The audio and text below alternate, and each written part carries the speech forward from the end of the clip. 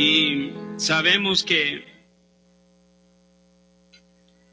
aquellos que están en Cristo no solamente han recibido la salvación, pero es una salvación segura. Segura.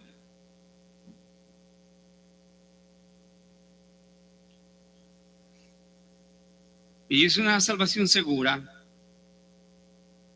que también da evidencias de esa seguridad, de la salvación. Y vivimos en el mundo no siendo del mundo.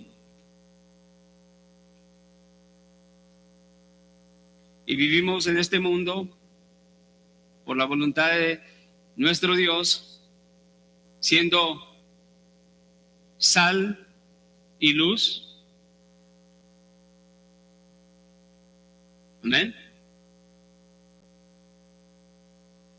Vivimos en este mundo con un propósito. No somos los encargados de traer juicio al mundo, sino somos los encargados de traer las buenas nuevas a este mundo.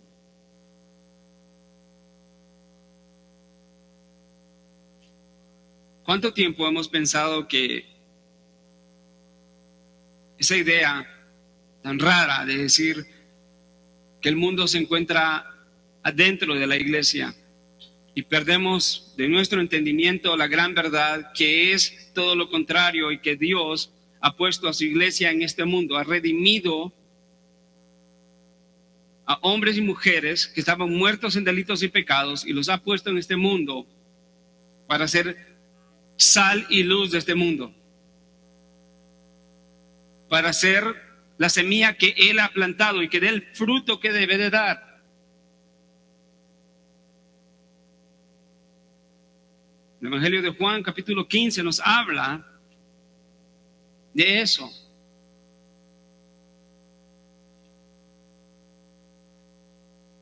Si estamos en Cristo, es inevitable que demos fruto, a pesar de todas las cosas. El mensaje de hoy se encuentra en Mateo 17, versículo 22 al 27.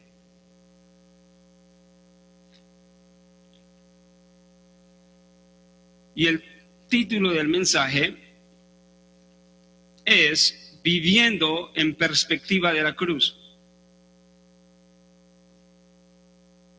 Todo creyente debe de preguntarse ¿cómo he de vivir ahora en este mundo? ¿Cómo debo de vivir en perspectiva a que ahora soy un hijo de Dios, a que ahora soy un discípulo de Cristo y que ahora soy un creyente? ¿Cómo debo de vivir en este mundo?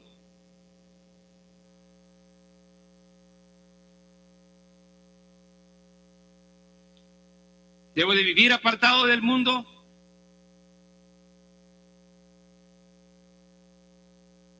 ¿O debo de vivir en este mundo cumpliendo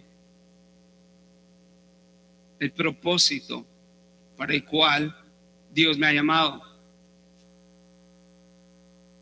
Recuerda Efesios 4. Pablo le hace un recordatorio a la iglesia y le dice, él está sufriendo por el evangelio y está preso. Y él dice, yo pues, versículo 1, prisionero del Señor, os ruego. Quizás no lo podemos captar en la lectura, pero él está implorando al pueblo de Dios, está diciendo, yo siendo prisionero no del mundo, sino del Señor, les ruego que vivan de una manera digna de la vocación con que habéis sido llamados.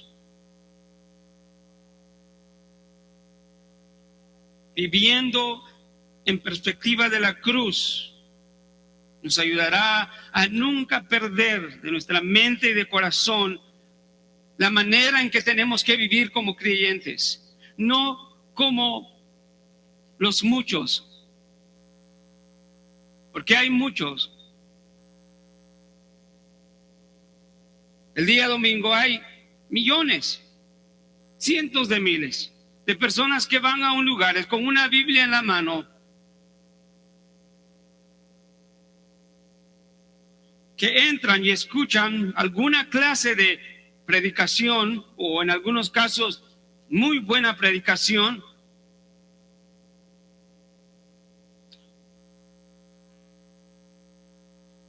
pero más sin embargo son creyentes de nombre, nominales.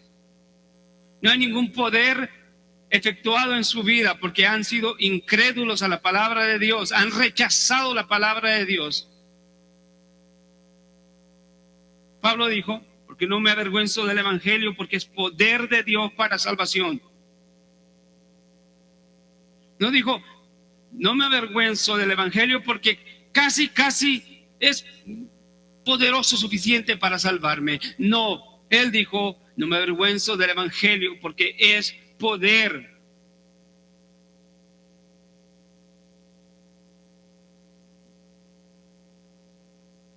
Salmista ahí nos recuerda que dice que la ley de Jehová es perfecta, que transforma el alma. Entonces es obvio, de acuerdo a lo que la Escritura nos dice, que el creyente debe de vivir de una manera,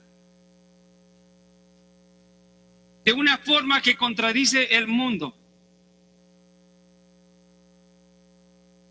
No para que tengan un buen concepto de él, no para que gane aceptación entre los hombres, aunque la aceptación es importante en el proceso, pero el final es para que el nombre de Dios sea glorificado. ¿Por qué? Porque somos portadores, mensajeros, heraldos del evangelio.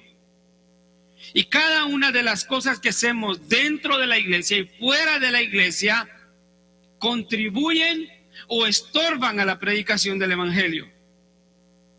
La manera en la que yo vivo, en lo oculto, en mi casa, en el trabajo, afecta de una manera positiva o negativa la proclamación del evangelio. Y Cristo sabe que dio todo, y él nunca fue piedra de tropiezo para proclamar el evangelio. Cuando tuvo que ser severo, fue severo con aquellos incrédulos que no iban a creer. Pero él siempre demostró su compasión, su paciencia, siendo el ejemplo de ejemplos.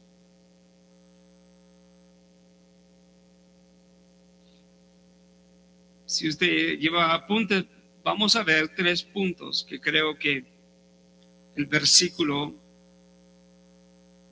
capítulo de Mateo 17, 22 al 27, nos habla de estas 3 verdades de cómo el creyente debe de vivir en perspectiva de la cruz. No debemos de vivir en perspectiva por lo que el pastor dice que yo debo de hacer. También debemos de hacer eso si eso es algo que proviene de la Escritura, obviamente. No estoy diciendo que no debemos de escuchar a los maestros y a los pastores. Pero si tu concepto de obediencia es que el pastor no te vea o te vea cuando haces la voluntad de Dios, eso no es lo que el Señor desea.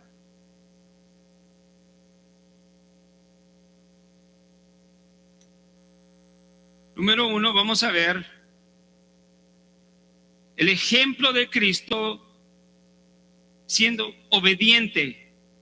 Número 2, Cristo fue prudente. Y número 3, Cristo fue diligente.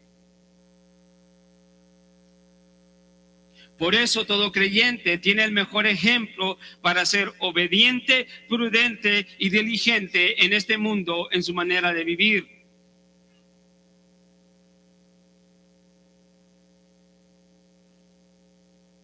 Jesús ahora empieza una serie de instrucciones a los discípulos antes del evento de la cruz. Se recuerda que él ya en cierta manera, en un abandono soberano, justo, amoroso y perfecto, ha dejado de enfocarse en los rebeldes incrédulos. Tuvieron muchas oportunidades, y más sin embargo rechazaron constantemente el evangelio. Aquella imagen que nos quedó de la blasfemia del Espíritu Santo, en contra del Espíritu Santo, que nunca más se repetirá en esa manera en la que sucedió en Mateo, porque nunca más Cristo estará en esa forma acá haciendo los mismos milagros, señales y proclamando el evangelio de esa manera.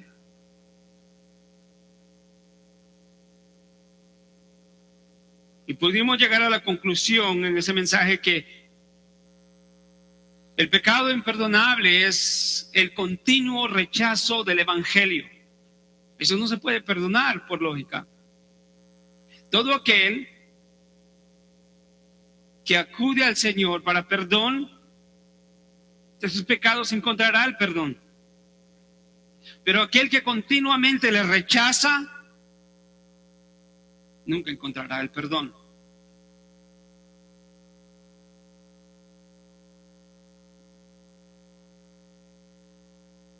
Versículo 22.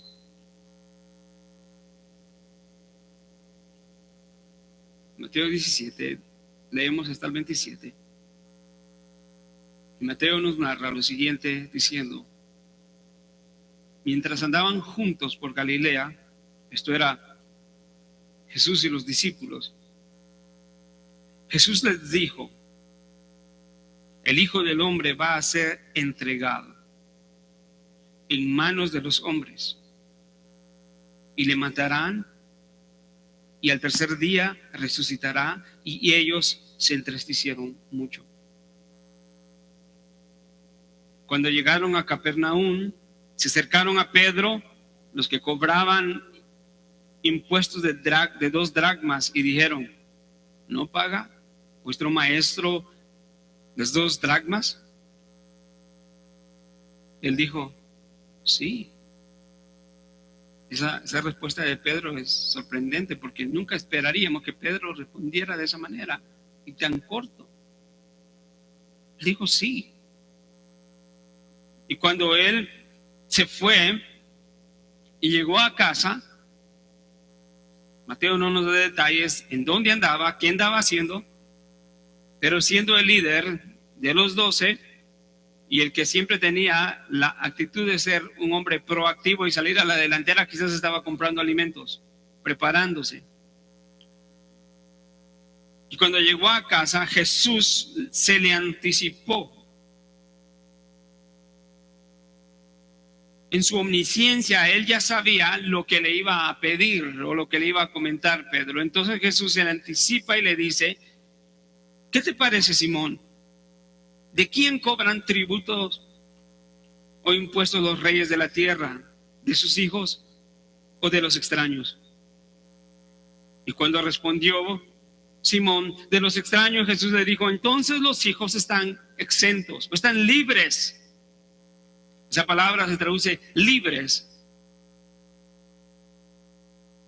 Sin embargo, aunque los hijos están libres de pagar ese impuesto, sin embargo, para que no los escandalicemos, ve al mar, echa el anzuelo y toma el primer pez que salga, y cuando le abras la boca hallarás un estáter. Tómalo y dáselo por ti y por mí. Gracias, Señor, por tu bendita palabra. Ayúdanos, Señor, a poder estar atentos a tu palabra y que tu palabra pueda hacer, Señor, en nosotros lo que tú has determinado para esta tarde. Ayúdanos a guardar esa palabra en nuestro corazón. Y a mí ayúdame, Señor, a exponerla de una manera clara. Porque es tu pueblo, Señor, que necesita tu palabra. Necesitamos tu palabra para poder vivir sabia y justamente en este mundo. Lo pedimos en el nombre de tu Hijo amado Jesucristo. Amén. Y viendo entonces en perspectiva de la cruz, requiere obediencia, requiere prudencia de parte del creyente y requiere diligencia en todo lo que hace. ¿Por qué? Porque su maestro es el ejemplo supremo de todo esto. Mateo nos empieza a narrar y una vez guiado por el Espíritu Santo nos repite algo que Jesús ya continuamente había estado declarando a sus discípulos desde casi el inicio del Evangelio de Mateo, que Él iba a ser entregado, que iba a ser crucificado, que iba a ser muerto, pero que resucitaría al tercer día. Mateo 16 vimos que Jesús le declara eso a sus discípulos y se los declara con un propósito de anticiparles que así como Él iba a la cruz y se negaba a sí mismo, también es necesario que el creyente viva de una manera que imita a su maestro.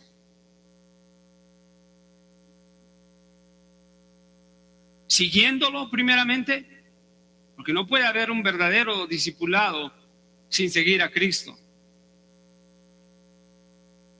Si Cristo solamente lo tienes el domingo a las 12 de la mañana y a las 2 de la tarde te vas a tu casa y el trabajo y Cristo no es nada relevante a tu vida, tú no estás siguiendo a Cristo.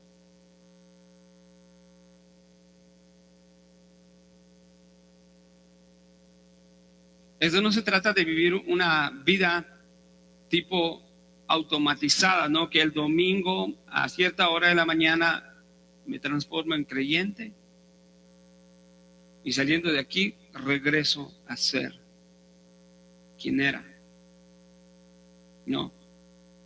Pero Jesucristo les dice a los discípulos que es necesario que les sigan, es necesario que tomen su cruz y es necesario que se nieguen.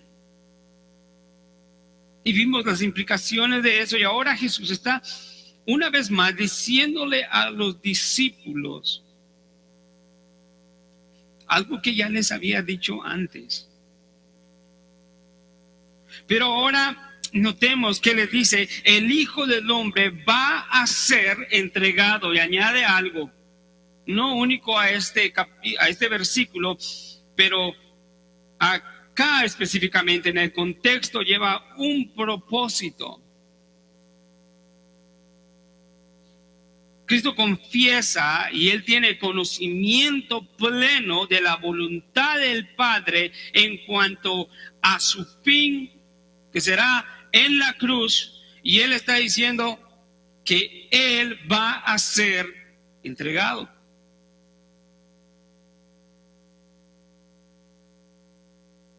Y no solamente va a ser entregado, pero Él añade que Él va a ser entregado en manos de hombres pecadores. Esa palabra o esa frase, en manos, nos da a entender que Él iba a ser entregado al poder de los hombres.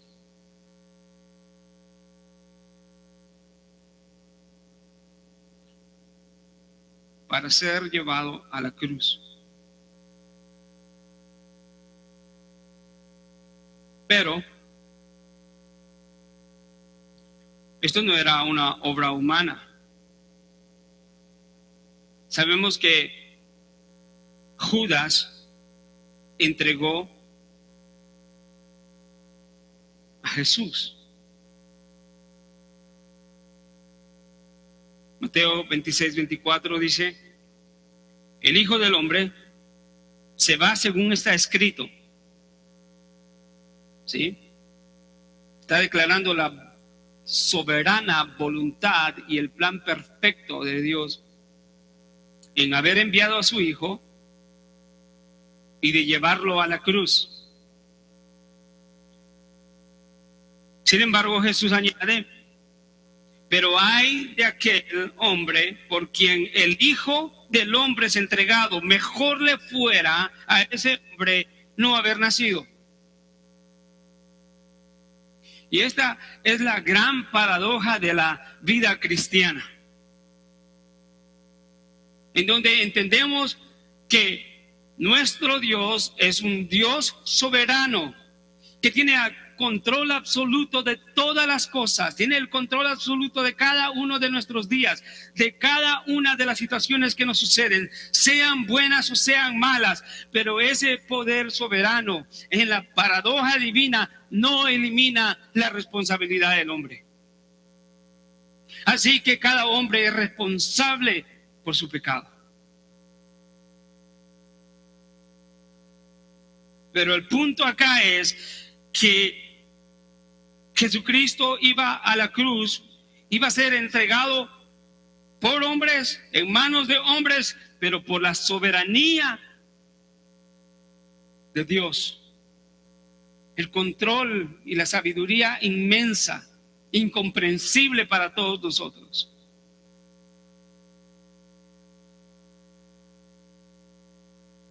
Podemos concluir entonces que Jesucristo está viviendo en obediencia, sabiendo que su Padre, usando los medios perversos de los hombres para llevar su plan divino a una cabalidad,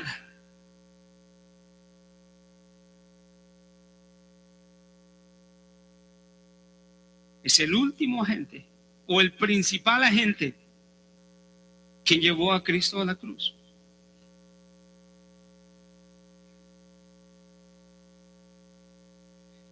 ¿Quiere verlo conmigo? Vamos a Hechos 2:22.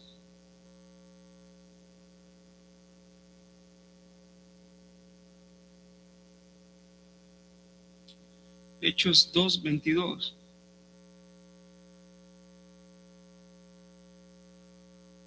Este es parte del primer sermón de Pedro. Y él en este sermón se dirige a los israelitas que estaban en Jerusalén para la Pascua, escuchando, y a todos los de Jerusalén mismo o de Israel, y les dice: varones israelitas, escuchad estas palabras. Jesús el Nazareno, varón confirmado por Dios entre vosotros con milagros y prodigios y señales, que Dios hizo en medio vuestro a través de él. Les está diciendo, ahora, después de la resurrección, después de que habían crucificado a Cristo, se estaba confirmando todo sobre este predicador valiente Pedro, que no siempre fue así, pero ahora está enfrentándolos a ellos, predicándoles sin temor. Él está diciendo: ustedes conocen a Jesús Nazareno, quien Dios usó haciendo milagros y prodigios, que Dios hizo en medio de ustedes, por medio de él, como ustedes mismos saben. Versículo 23, a este entregado, ¿sí?, por el plan predeterminado y previo conocimiento de Dios, ustedes lo clavaron en una cruz por manos de impíos y lo mataron.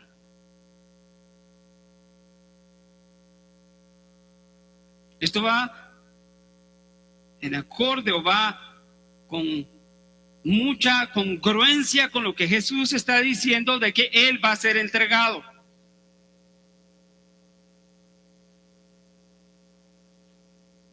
Pedro está proclamando y diciendo que Cristo haya ido a la cruz, fue entregado, sí, pero esto fue por el plan predeterminado y el previo conocimiento de Dios. Esto no fue algo que a Dios le agarró por sorpresa. Pues dice que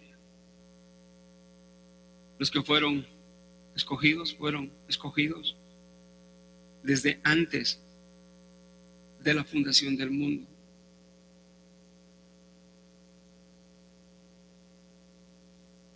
Hechos 4:27, vaya conmigo.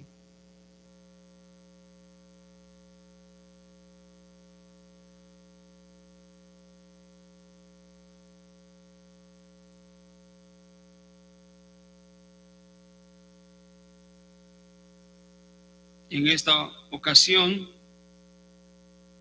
Pedro y Juan, después de haber sido encarcelados por predicar el Evangelio, y fueron liberados, proclaman, y vamos a leer desde el capítulo del versículo 23, lo que proclamaron, y concluye también con una declaración de esta gran verdad de quién fue el que llevó a la cruz a Cristo. Cuando quedaron en libertad, fueron a los suyos y les contaron todo lo que los principales sacerdotes y los ancianos les habían dicho. Y al oír esto, unánimes alzaron la voz a Dios y empezaron a orar y a proclamar, después de escuchar el testimonio de ellos, y dijeron: oh Señor, tú eres el que hiciste el cielo y la tierra y el mar y todo lo que en ellos hay. El que por el Espíritu Santo, por boca de nuestro padre David, tu siervo, dijiste: porque se enfurecieron los gentiles y los pueblos tramaron cosas vanas, y se apresuraron los reyes de la tierra y los gobernantes se juntaron contra el Señor y contra su Cristo. Versículo 27. Porque en verdad en esta ciudad se unieron tanto Herodes como Poncio Pilato juntamente con los gentiles y los pueblos de Israel contra tu santo siervo, a quien tú ungiste, para hacer cuanto tu mano y tu propósito habían predestinado que sucediera. Y ahora, Señor, considera sus amenazas. Ellos están viendo las amenazas de los incrédulos y los que lo perseguían, que eran los líderes religiosos de Israel, y están orando al Señor y están declarando esa gran verdad de que todo cuanto sucedió en la cruz fue para hacer cuanto tu mano. Y el versículo 22 de Mateo nos dice que Jesús mismo en su declaración dice que Él va a ser entregado en manos de hombres.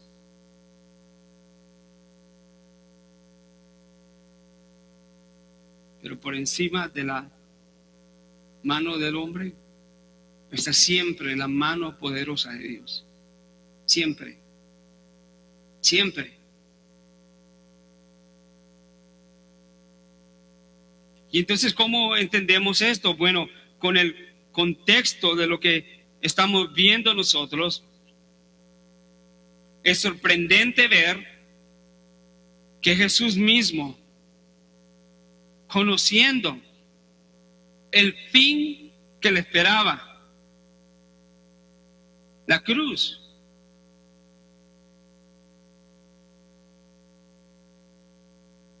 vemos una imagen de lo agónico que eso era en el Getsemaní y en Juan 12, donde Jesús mismo declara y dice: Padre, ahora mi alma está turbada.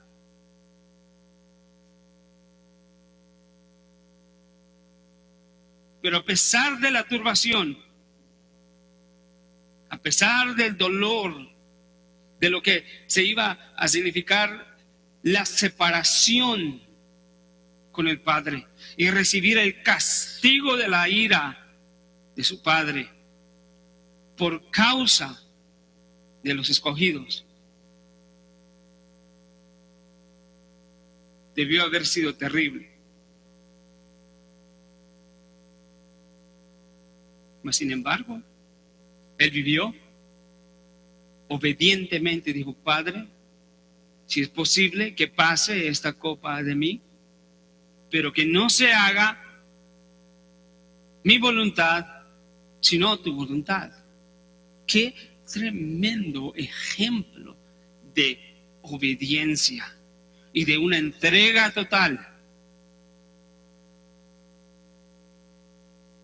Y creo que ese es el ejemplo máximo que debemos nosotros de ver en retrospectiva a la cruz y decir: esa es la forma y el ejemplo que tengo para vivir en este mundo. Ahora, muy difícil que muchos de nosotros en estos días lleguemos a morir por ser obedientes a Dios y vivir en obediencia.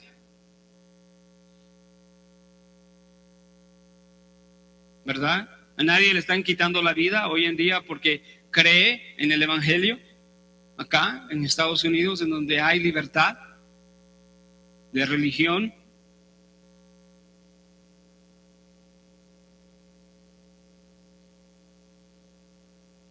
Pero el hecho es, hermano, que si llegare la remota posibilidad de que el creyente fuera perseguido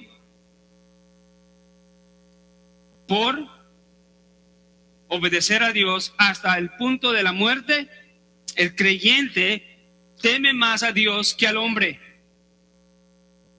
Y por lo tanto, debe en obediencia aceptar su destino debido por la bendita asociación que tenemos con Cristo Jesús, nuestro Salvador.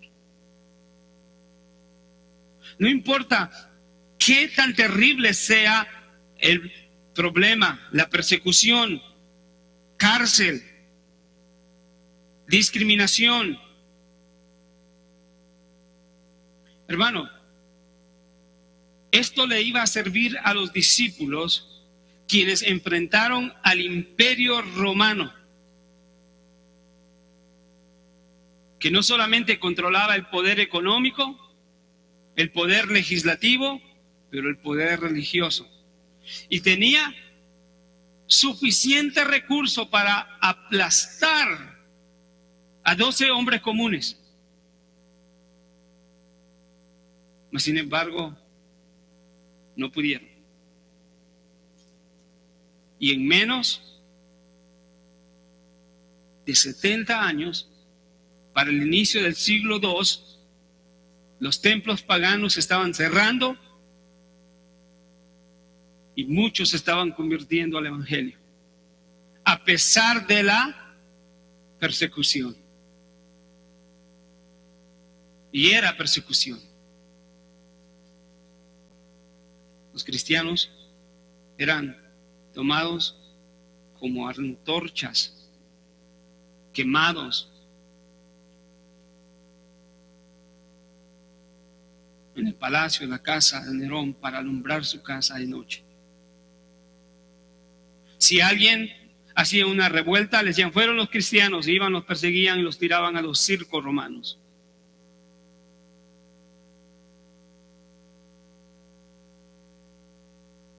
¿Cómo pudieron ellos vivir obedientemente?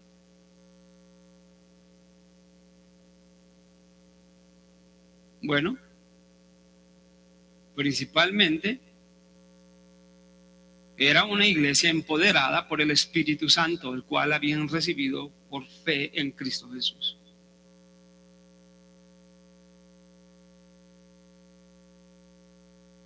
Hechos nos cuenta de ese evento en Pentecostés, que es el inicio, la inauguración de la habitación continua y constante del Espíritu Santo en cada creyente. Hasta antes, en el Antiguo Testamento, el Espíritu Santo no moraba en los creyentes.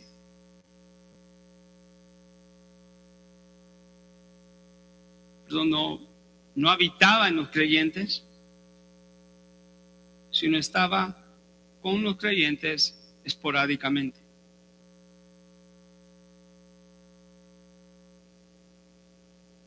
La iglesia pudo soportar y vivir en obediencia. ¿Sabe por qué? Porque era una iglesia verdadera, llena del Espíritu Santo, llena de la palabra de Dios y llena de una fe y esperanza, viendo el ejemplo de su Señor.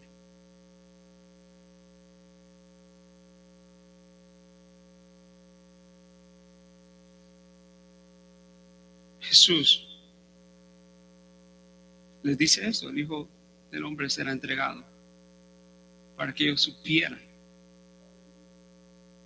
que esto no era un accidente, no era un plan B, esto no era una consecuencia de algo que le salió mal a Dios, el Padre, sino que esto iba en perfecta armonía con lo que el Padre había planeado desde la eternidad.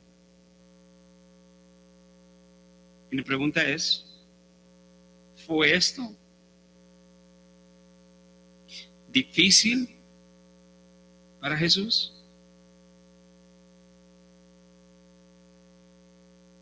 Claro.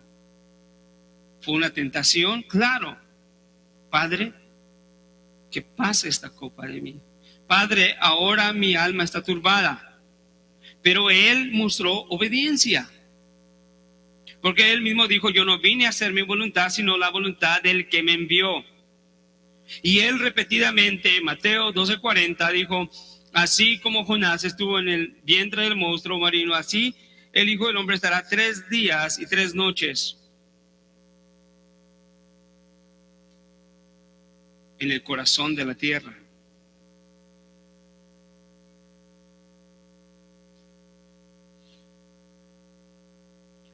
Mateo 17:12, que vimos anteriormente, en donde estaba hablando con Pedro acerca de la venida de Elías. El versículo 12 dice Jesús: pero yo os digo que Elías ya vino y no lo reconocieron, sino que le hicieron todo lo que quisieron. Así también el Hijo del Hombre va a padecer. Constantemente Jesús estaba consciente del sufrimiento que iba a tener.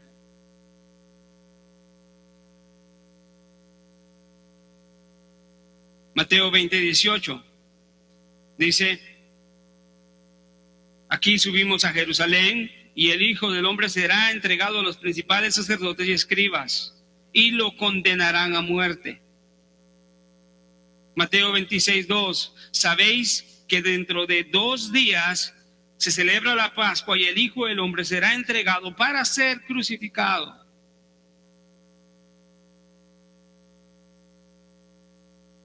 Hermanos, vemos que esto no era algo que Jesús ignoraba, era algo que Jesús sabía continuamente, que tenía en mente, y a pesar de eso, en su ministerio lo único que vemos es una vida perfecta de obediencia para ir a la cruz de su sufrimiento. Y esto es un ejemplo para cada uno de nosotros. Como les decía al principio, quizás ninguno va a morir crucificado o mutilado por su fe, pero es triste que hoy en día hay muchos que no están siendo obedientes por esta razón, sino están siendo desobedientes, ni siquiera por ir a la cruz, sino porque están aceptando toda clase de oferta del mundo.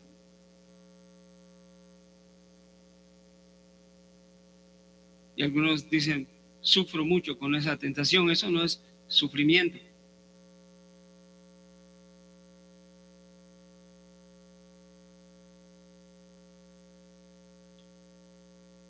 La iglesia verdadera se mantiene. El creyente verdadero se mantiene. El creyente verdadero es fiel. Es obediente.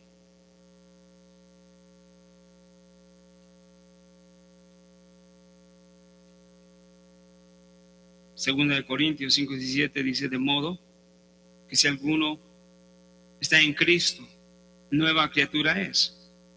Todas las cosas viejas pasaron y aquí todas son hechas nuevas. Todas, nuestros pensamientos, nuestros objetivos, la forma en la que vamos a vivir en este mundo, es una manera nueva. La Biblia dice que todo ha sido hecho nuevo.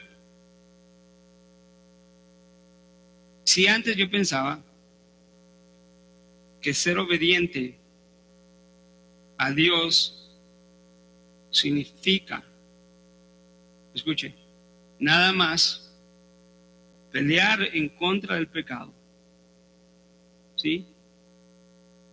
Nada más obedecer religiosamente, nada más purificarme, pero sin tener en perspectiva la razón y el entendimiento correcto de por qué lo hago, tarde o que temprano voy a fallar. Yo tengo que entender que en la cruz del Calvario fue logrado todo aquello que yo no puedo lograr. Tengo que obedecer. Tengo que ser obediente. La salvación es por gracia, dice MacArthur, pero va a costar todo.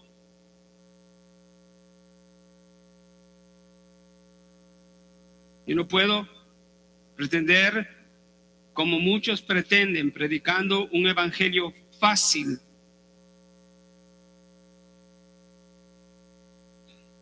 que Dios no demanda de los hijos a quienes Él salva obediencia, arrepentimiento y fe.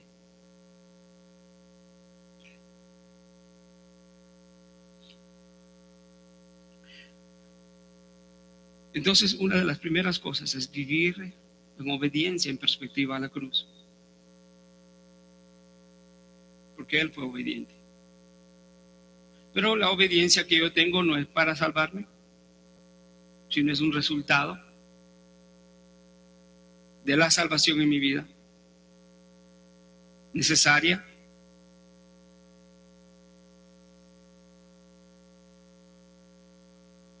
Que por gracia soy salvos.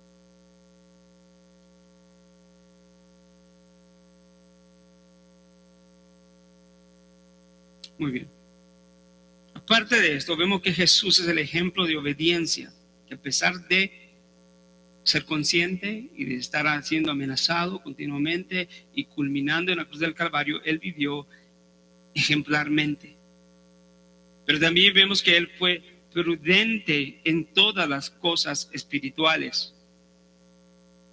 Y es que la verdad, ni la obediencia, ni la prudencia, ni la diligencia del cristiano es una obediencia, prudencia o diligencia, sino es espiritual. Todo es espiritual para nosotros. La palabra nos dice que cuando llegaron a Capernaum, esto es hermoso, no solamente como un comentario entre paréntesis. El capítulo 22 dice que mientras andaban juntos en Galilea, los discípulos andaban con su Señor siempre, y cuando llegaron, en plural otra vez, a Capernaum, no se separaban de Él. Cuando ellos llegaron a Capernaum, se nos dice que se acercó a Pedro los que cobraban el impuesto de 2 dracmas y dijeron, ¿no paga vuestro maestro los dracmas, los 2 dracmas? Y él dijo sí. Y cuando él llegó a casa, a Jesús se le anticipó diciendo: ¿qué te parece, Simón? ¿De quiénes cobran tributos o impuestos los reyes de la tierra? ¿De sus hijos o de los extranjeros? Bueno, versículo 26, Pedro le respondió correctamente y le dijo: de los extranjeros. Y Jesucristo declara y dice: entonces, si es de los extranjeros, entonces los hijos están exentos. Y aquí vemos la prudencia de Jesús en acción. Porque en ese tiempo los judíos practicaban un mandato dado en Éxodo 30:13, en el donde se requería que todo hombre de 20 años a 50 tenían que pagar un impuesto para mantenimiento del templo. No era el impuesto que cobraba Mateo, el que había sido publicano, que era un impuesto para los romanos, ni era un impuesto sobre productos, sino este era un impuesto que Moisés había puesto para el mantenimiento del templo. En este tiempo había muchas monedas que circulaban por Israel, Tiro, Egipto.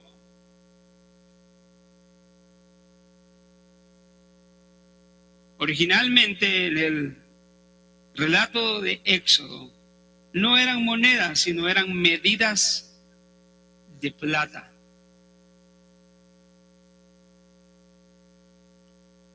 Pero para este tiempo, los sacerdotes y los líderes judíos seguían imponiendo el impuesto a los hombres de 20 a 50 años. Y era obvio que Jesús y sus discípulos tenían que pagar ese impuesto.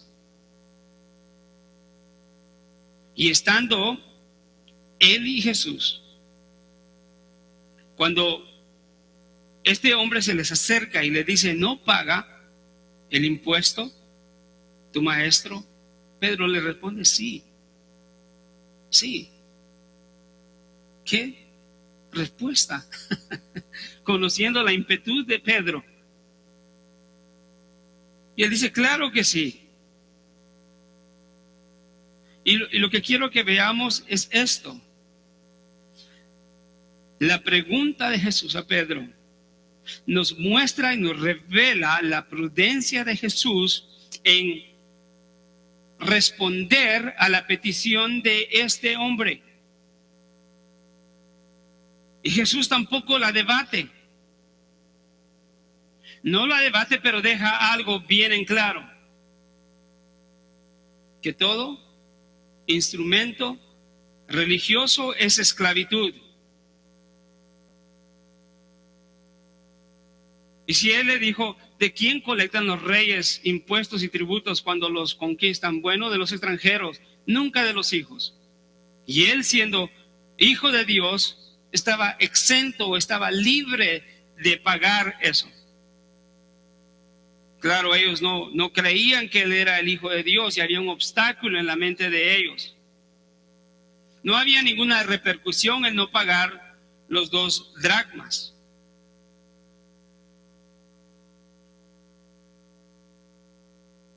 Pero Jesús se asegura de darle una enseñanza e instrucción a Pedro y le dice: ¿de quién cobran impuestos? Es de los extraños, correcto, de los extraños. Entonces, yo y ustedes no tienen obligación de pagar esto.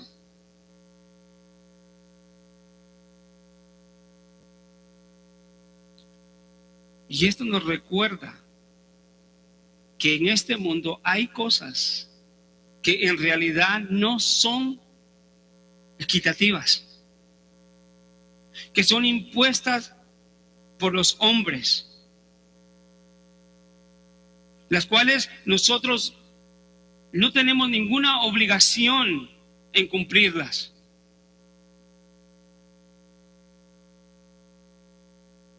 Pero debido a la prudencia que tenemos, por ser hechos nuevas personas, nuevas criaturas en Cristo Jesús, nosotros debemos de responder de una manera prudente que demuestra no solamente amor, pero fidelidad a Dios. ¿Qué era lo que estaba haciendo Jesús acá? Vean, esto va en acorde con lo que nos enseña Primera de Pedro 2:13 al 17. Vaya conmigo ahí.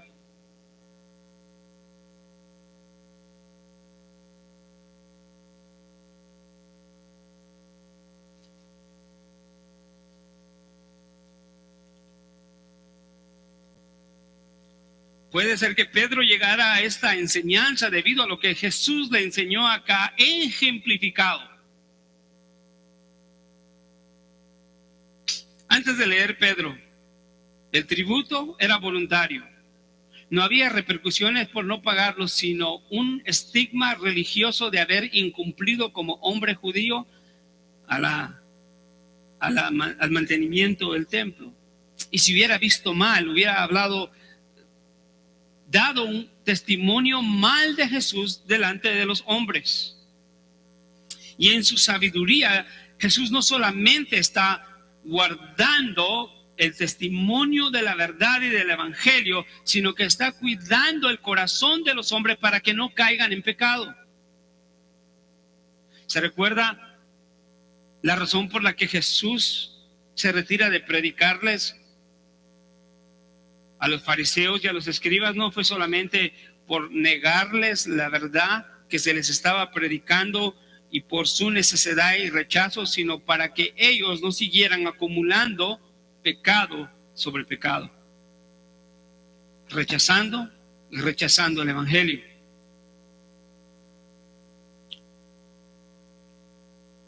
Estos hombres no tenían ninguna autoridad, pero seguramente hubieran tenido una imagen equivocada de Jesús y una imagen equivocada de los discípulos, y los hubieran tomado como irresponsables. Y a Jesús le importa lo que la gente piensa de sus discípulos. Los discípulos de Cristo no pueden ir por el mundo haciendo lo que quieran, diciendo, bueno, pues yo soy salvo y lo que yo haga no tiene ningún efecto, porque el que va a ser salvo no va a ser salvo por mi testimonio. Wow. Algunos se han enfocado más que ser sal y luz del mundo para alumbrar a Cristo, se han enfocado en ser piedra de tropiezo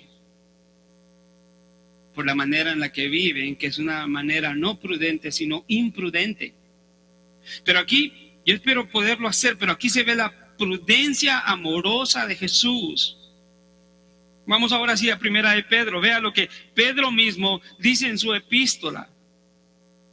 Y empieza dando el mandato a los creyentes y le dice: someteos por causa del Señor a toda institución humana.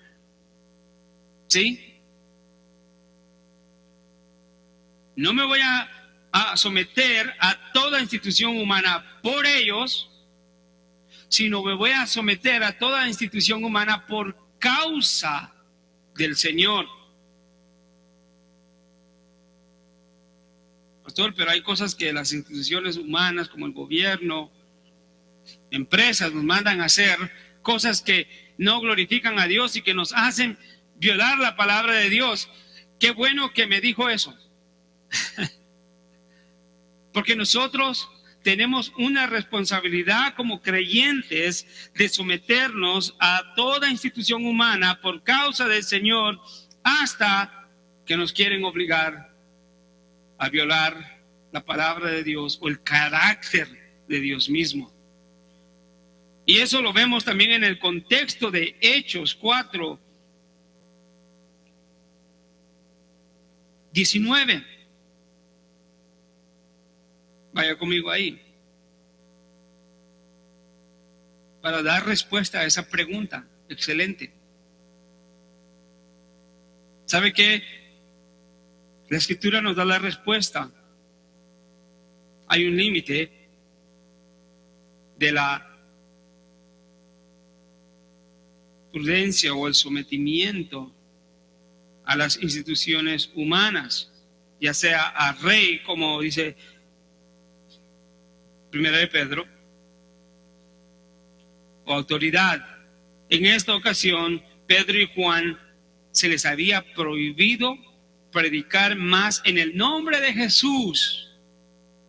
¿Y cuál fue la respuesta ejemplar de ellos a estos hombres que querían intimidarlos a que no predicaran el evangelio, a que no predicaran específicamente en el nombre de Jesús? Ellos respondiendo les dijeron: vosotros mismos juzgad si es justo delante de Dios obedecer a vosotros antes que a los hombres. La respuesta es obvia. Es justo y preciso obedecer a Dios antes que a los hombres. Entonces, toda institución humana merece nuestro sometimiento hasta que ellos nos quieren empujar a violar la palabra de Dios y el carácter de Dios.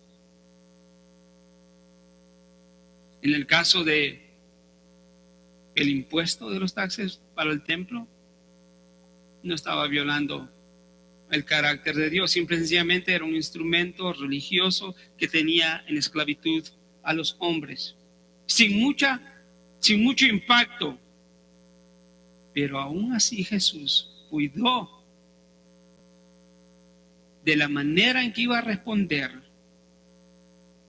a este hombre a través de Pedro. Versículo 13, una vez más, primera de Pedro 2:13, dice: y someteos por causa del Señor a toda institución humana, ya sea rey como autoridad, ¿sí?, a los gobernantes como enviados por él para castigo de los malhechores y alabanza de los que hacen bien. Nuestro trabajo como creyentes es someternos a toda autoridad, y si no hemos hecho nada malo, no tenemos nada de qué temer. Romanos 13 dice lo mismo. Vamos conmigo y luego regresamos a este versículo de Primera de Pedro, Romanos 13. Ya lo que dice la palabra del Señor acá. Sométase toda persona a las autoridades que gobiernan, porque no hay autoridad sino de Dios, y las que existen por Dios son ¿qué? Constituidas. Por consiguiente, el que resiste la autoridad o al ordenado por Dios se ha opuesto a los que se han opuesto, por consiguiente, el que resiste a la autoridad, a lo ordenado por Dios, se ha opuesto. ¿Sí? Oponerse a las instituciones, autoridades que gobiernan la vida. Nuestra ciudad no siempre hacen cosas correctas. No todas las leyes son buenas. Pero ya sabemos que toda ley que viola el carácter de Dios y la palabra de Dios no la vamos a obedecer.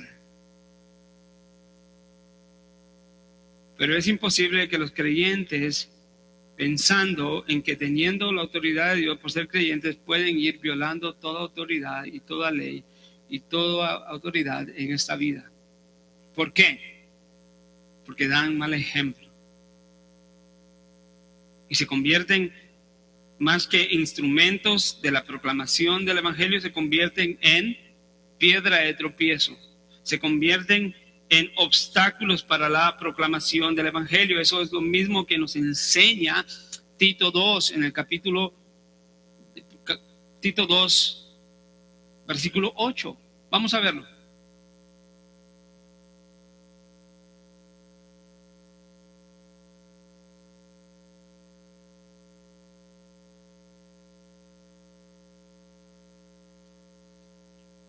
Vamos a leerlo rápido desde el versículo 1.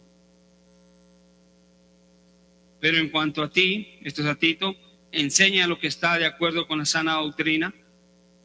Enseñen lo que va en congruencia con la sana doctrina, con el evangelio. Los ancianos deben de ser sobrios, dignos y ¿qué? Prudentes, sanos en la fe, en el amor y la perseverancia.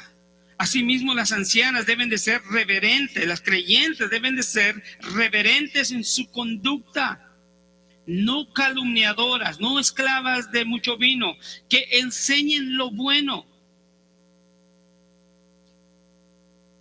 que enseñen a las jóvenes a que amen a sus maridos, a que amen a sus hijos, que les enseñen a ser ¿qué? Prudentes. Y esa prudencia se ve a través de la pureza, a través del cuidado en el hogar, a que sean amables, a que sean sujetas a sus maridos. ¿Para qué? Para que la palabra de Dios no sea blasfemada. Cristo nunca dio que la palabra de Dios fuera blasfemada y requiere de sus discípulos que sean conscientes y prudentes en su vida para que con sus actitudes y su diario vivir no den a blasfemar la palabra.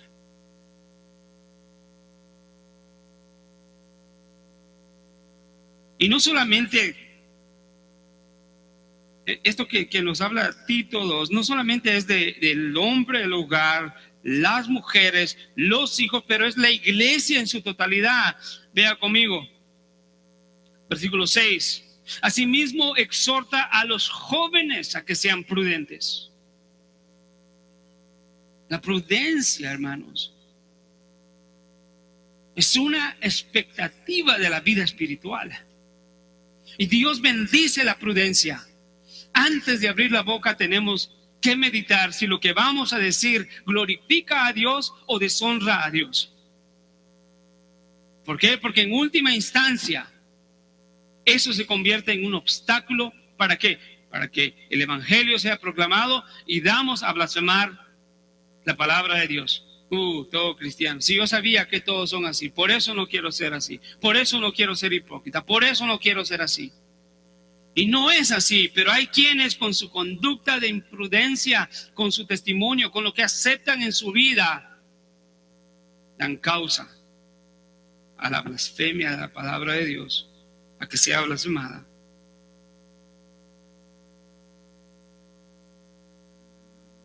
Versículo 7 dice Tito, muéstrate en todo como ejemplo, así como Cristo, como ejemplo de ¿qué? De buenas obras. Esto es una verdad bíblica que elimina y deshace todo aquel concepto de que las obras buenas no son requeridas para el creyente.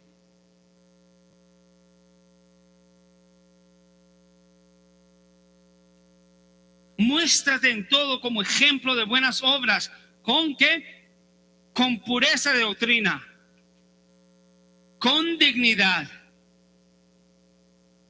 Curioso de que el orden de los mandatos con buenas obras, pero para buenas obras se necesita una pureza doctrinal.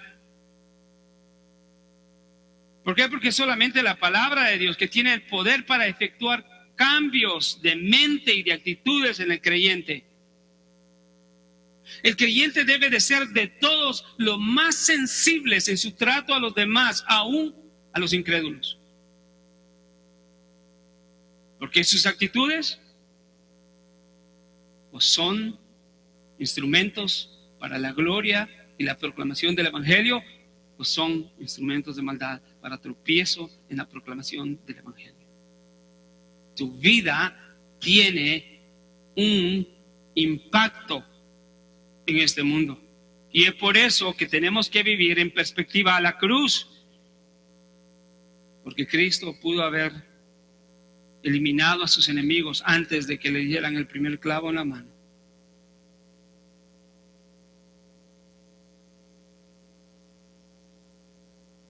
Sin embargo, Él dijo antes de ir a la cruz, aprended de mí, soy manso y humilde, y estando en la cruz, siendo agredido injustamente, muerto injustamente, dijo: Padre, perdónalos, porque no saben lo que hacen.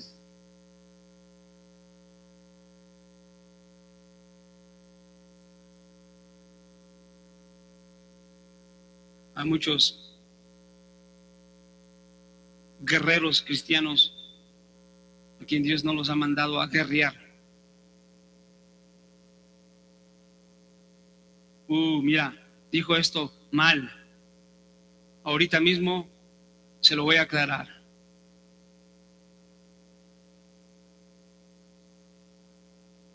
Mira, el pastor dijo esto, aprovechando, ¿no?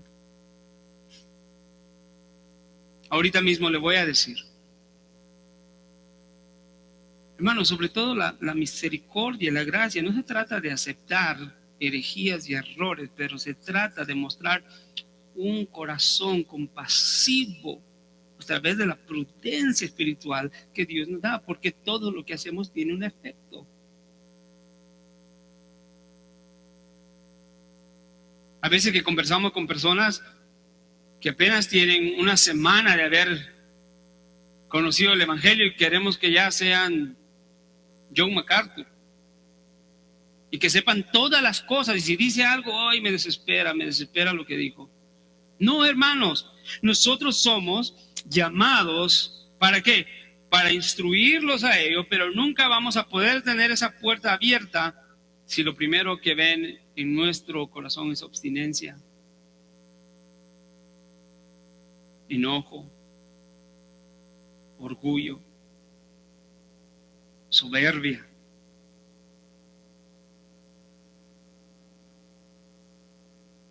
No, Cristo no murió así. Cristo murió dando su vida por seres miserables, indignos. Me gusta cómo lo pone el libro del pastor Miguel Núñez de Pastores y Predicadores, que dice, cita a un pastor que dice: si Cristo consideró a la iglesia digna de su sangre, ¿cuánto no más nosotros debemos dedicarla digna de nuestro sudor, de nuestro esfuerzo? Yo le diría, de nuestra prudencia, de nuestra obediencia, de nuestra diligencia.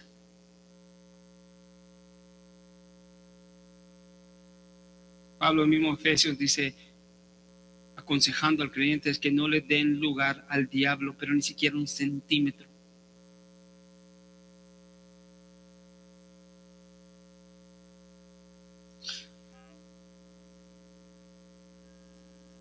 Versículo 15 vamos a regresar perdón, voy a terminar aquí en Tito, es importante que termine y luego vamos a Pedro otra vez. Versículo 7 de Tito 2, muéstrate en todo como ejemplo de buenas obras, con pureza de doctrina, con dignidad, con palabra sana e irreprochable, que no tengan nada que decir de ti, que no tengan nada, una mancha de decir, no le acepto el Evangelio porque esto que me está diciendo no lo vive. No se trata de perfección, pero sí se trata de que si decimos algo, lo vivamos. En otras palabras, antes de aconsejar a un pecador, yo tengo que ser diferente al pecador. No puedo querer aconsejar y cambiar a un pecador cuando yo estoy haciendo lo mismo que el pecador. ¿Sí? Una palabra irreprochable, ¿a fin de qué? De que el adversario se avergüence, todo aquel que quiere buscar una mancha en el creyente. ¿Sabe qué? El mundo está así. Los religiosos están así, están viendo la actitud y la forma imprudente muchas veces de algunos cristianos, cómo caminan, o están viendo si son prudentes. Y están viendo a qué horas cae. Sé que ahorita va a decir lo que dice, lo que siempre dice en ocultas. Sé que ahorita va a actuar como no actúa en la iglesia. Y de repente lo ve actuando en santidad, en dignidad, en prudencia, en obediencia. Y el enemigo queda avergonzado. Quizás diga, la próxima vez. Pero Dios quiera en su misericordia que ninguno de nosotros caiga en esa próxima vez. Una vez un incrédulo en la ciudad de Los Ángeles, trabajando en una compañía, llegó y le dijo a un creyente, tú eres creyente y hablas de estas cosas, de la santidad, de la piedad y todo esto, regresa conmigo de aquí a 3 años y veremos cómo estás. Tristemente, cristianos nominales han dado esa imagen, pero un verdadero creyente no es así. Versículo 9. Exhorta a los siervos a que se sujeten a sus amos. Imagínense acá, qué gran petición. Le está diciendo a los esclavos, sométanse a sus amos.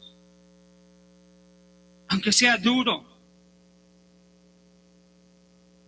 aunque sea difícil, aunque sean cargas, pero sujétense a sus amos en todo. Sean complacientes, no contradigan. Dice, no defraudando. Imagínense, hermano, la gran contradicción de que un creyente ande defraudando a la gente afuera y diciendo que es creyente.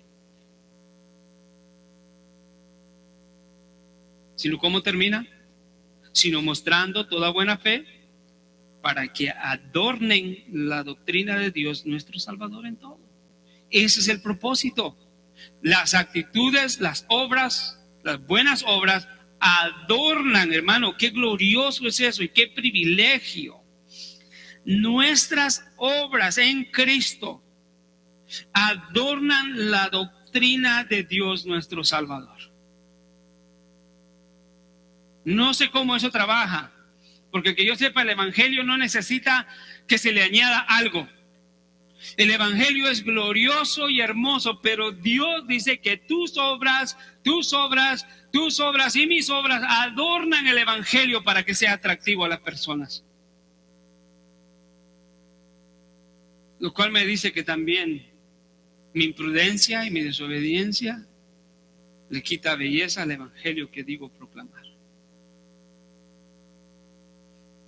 Vamos de regreso para terminar con Pedro y Pablo, que nos están ayudando mucho a entender ese texto. Primera de Pedro 2, 15. Debemos de someternos. ¿Por qué? Porque esta es la voluntad de Dios, que haciendo el bien hagáis callar la ignorancia de los hombres insensatos. O sea, en otras palabras, para no darles oportunidad para pecar. Porque actuad como libres, pero no uséis la libertad como pretexto para maldad. Es exactamente lo que estaba haciendo Jesús. Somos hijos. Yo soy el Hijo de Dios y ustedes son mis discípulos, hijos por adopción. Así que no tenemos que obedecer. No. Pedro dice, lo aprendido de esa instancia es que actuemos como libres, pero no debemos de usar esa libertad como para pretexto para la maldad, sino empleándola como siervos de Dios.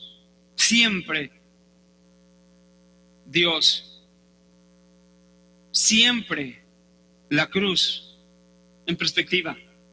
Para nosotros los creyentes, honrar a todos, no solamente a los que se sientan atrás o delante de ti, a todos, no solamente a aquellos que te caen bien, no, a todos, y esos todos, es todos. Amad a los hermanos. Hay una distinción entre todos y los hermanos. Los hermanos tenían que haber sido incluidos entre todos, sí, pero es que el todos incluye todos, aún los no hermanos. ¿Por qué? Porque ellos necesitan escuchar el evangelio, y sin amor es imposible tener compasión por ellos para predicar el evangelio. El tropiezo más grande de los creyentes es la falta de amor para los perdidos, para aquellos que ellos consideran que no son de los de ellos. No, el propósito de estar aquí es para predicarle el evangelio a ellos. Así, delante de tus ojos te parezca el más insalvable, no te corresponde a ti, sino Dios sabe. Si estamos de acuerdo con Pablo, cada uno de nosotros debe decir y repetir las palabras de él: yo, que soy el primero de los pecadores.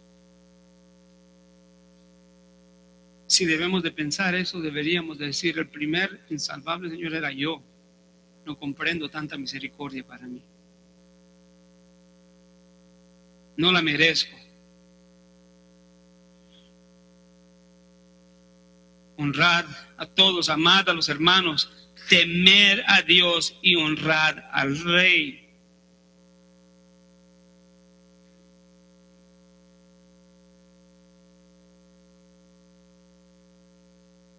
Tomando un poco la clase de la mañana,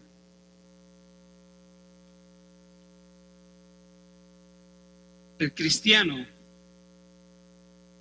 no hace primordialmente la voluntad de Dios por obediente, sino por nueva naturaleza.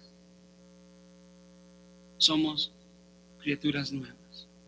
Tenemos nuevas capacidades, tenemos el Espíritu Santo, con el cual hemos sido sellados para el día de la redención. Estamos en un proceso de santificación.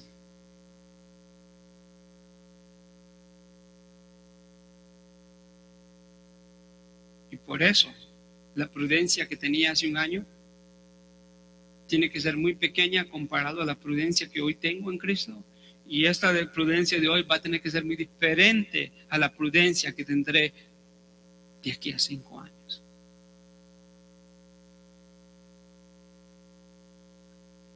Vea lo que versículo 26. Entonces, los hijos están exentos. Hermanos, muchas veces hay cosas que vamos a ver en el mundo que no son equitativas, que quizás no son las mejores palabras, no son las mejores frases que oiremos de las personas, de los no creyentes y de los hermanos. Pero Jesucristo nos enseña acá que nosotros debemos de considerar nuestras respuestas y nuestras actitudes y nuestro sometimiento a ellos para la honra de su nombre. Vea versículo 27, la diligencia de Cristo. Le dice: bueno, ellos están cobrando impuestos, nosotros estamos libres de esos impuestos. Sin embargo, se le está diciendo, primero aclaró y dice: no lo debemos de pagar. Sin embargo,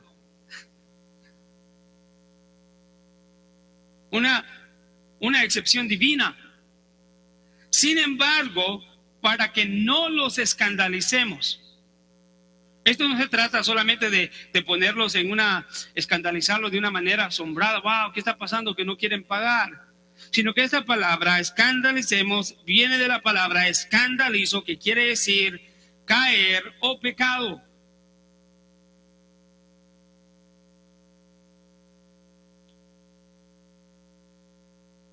¿Y sabe cuál es la diligencia del Señor? Que aún en los errores del hombre, Él es tan amoroso,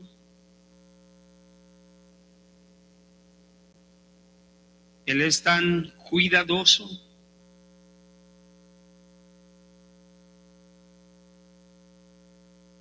que para no hacerlo pecar, a este recaudador de impuestos le dice a Pedro, ¿sabes qué?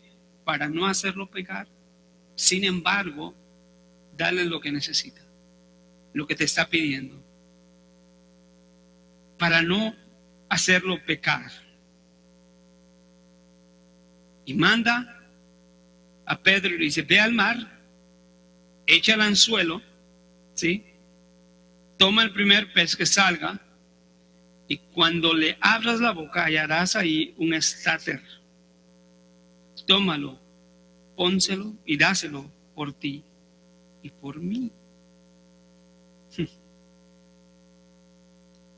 Esa moneda era una moneda griega, al contrario de del dracma judío, que eran el valor de medio ciclo.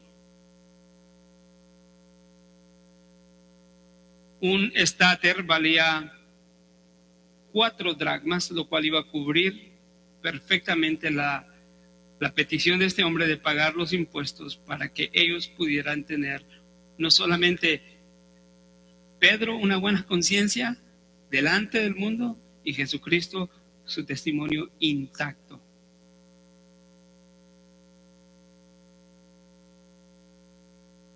Qué tremendo. ¿Cómo vemos acá la diligencia del Señor? En otras palabras, diciendo, mira, esto no es justo, pero para no hacerlo pecar y que tenga tropiezo a la hora de escuchar el Evangelio, vamos a darle esto, ¿no? ¡Qué sabiduría! ¿Cuántos de nosotros no hemos llegado a tener esa capacidad, que en el momento queremos decir lo que queremos decir y soltamos la palabra y somos no prudentes y mucho menos diligentes, sin considerar el alma de la persona que está enfrente? A veces por cuestiones religiosas, asuntos de doctrina. Preferimos la doctrina que el alma de la persona. Cristo no fue así. Cristo le hubiera dicho, mira,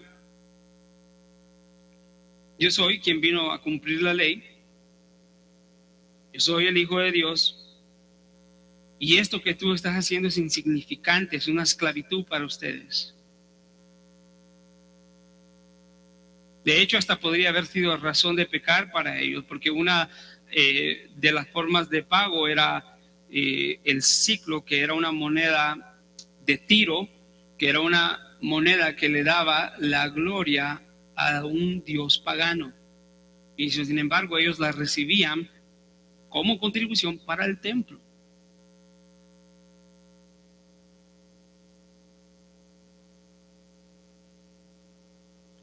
Pero Jesús dice, sin embargo, para que no los escandalicemos, tales. Hermanos, aquí vemos el corazón de Cristo revelado en obediencia, prudencia y diligencia, y también en omnisciencia, de una manera maravillosa.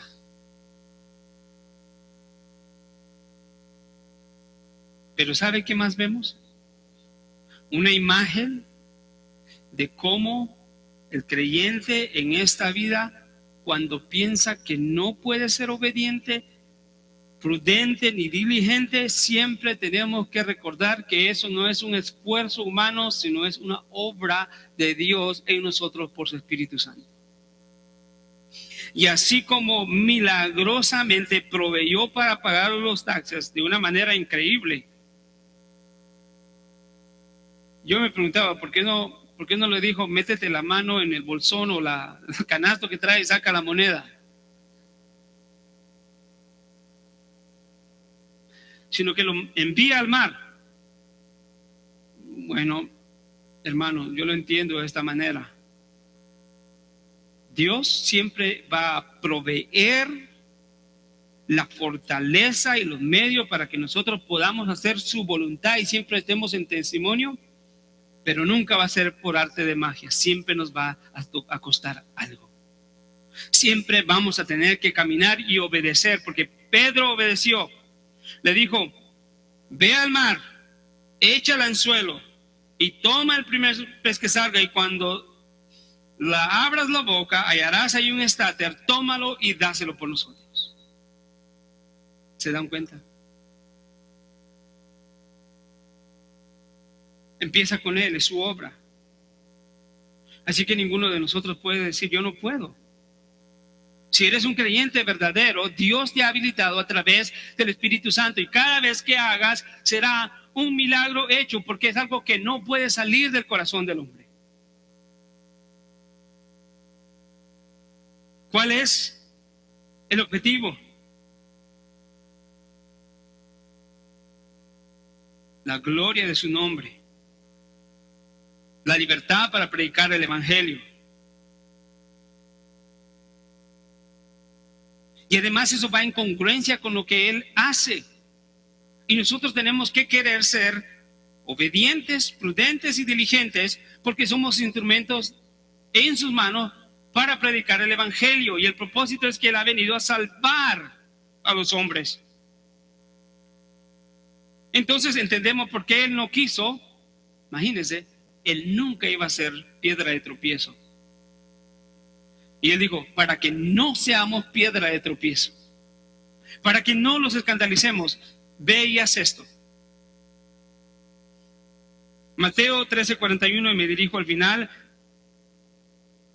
dice: el Hijo del Hombre enviará a sus ángeles y recogerán de su reino a todos los que son piedra de tropiezo y a los que hacen iniquidad. La obra de Jesús no está en que Él y sus discípulos sean piedra de tropiezo, sino de sacar de este mundo, de quitar a los que son piedra de tropiezo, a los que hacen iniquidad. Entonces, un creyente no puede ser piedra de tropiezo. No puede no ser diligente, prudente y obediente en su vida diaria, en cómo actúa, porque Él está en sincronización con su Maestro en la razón de su vida en este mundo. Mateo 18:11. Vea lo que dice: porque el Hijo del Hombre porque el Hijo del Hombre ha venido a salvar, ¿qué? Lo que se había perdido. No a poner obstáculo para aquellos que están perdidos. Hermanos, Dios nos ha llamado para que vivamos, como dice Pablo, que vivamos de una manera digna con la vocación a la cual fuimos llamados.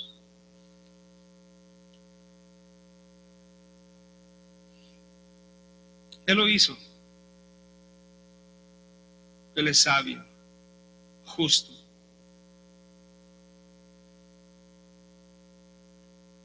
Viviendo en perspectiva de la cruz del Calvario. Significa vivir en obediencia, en prudencia, en diligencia. Obedezcamos la palabra del Señor y sus mandatos diariamente para poder ser obedientes, siendo prudentes de acuerdo a la palabra del Señor. Vamos a tener sensibilidad, sensatez y cautela espiritual, tomando decisiones que demuestran un discernimiento espiritual. Un discernimiento espiritual es saber discernir entre lo bueno y lo malo, entre lo correcto y lo incorrecto que yo debo de hacer. Y por último, diligencia es aquella cualidad de todo creyente, de un esmero y una eficacia para hacer que las cosas que Dios le ha dado a hacer sean hechas por medio de Él, con prontitud. En otras palabras, para hacer esto no debemos de esperar para mañana, es una condición presente para cada creyente. Amén. Damos gracias al Señor. Vivamos siempre en perspectiva de la cruz. Vivamos siempre. Si Cristo fue obediente hasta la muerte y muerte de cruz.